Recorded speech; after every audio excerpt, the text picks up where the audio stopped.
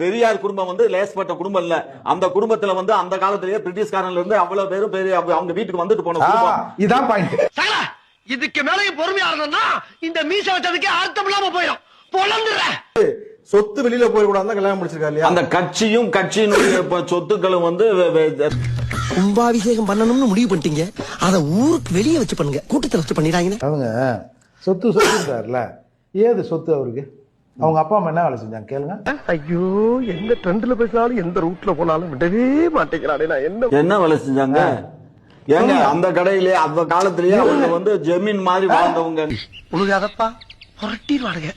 என்ன நீ ஓடிடுவ, நான் தாத்தா மாட்டுவேன். காமாட்சி நாயுடு, நீங்க கூட ஜமீன் சொல்ல நான் ஒத்துக்கிறேன். இங்க பாருங்க, நான் ஜமீன் மட்டும் நான் அரசு குடும்பம். சும்மா இருங்க. ஆமா, சவுதி அரேபியா. இங்க பாருங்க ஒரு விஷயம்.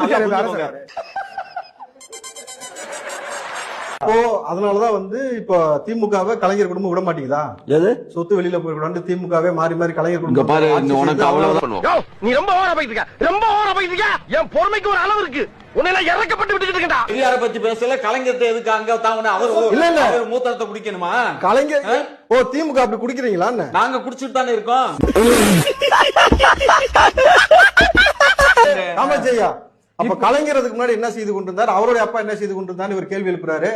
ஆமா, அவங்க மேலம் வாசிச்சிட்டு இருந்தாங்க, நாதஸ்வரம் வாசிச்சிட்டு இருந்தாங்க.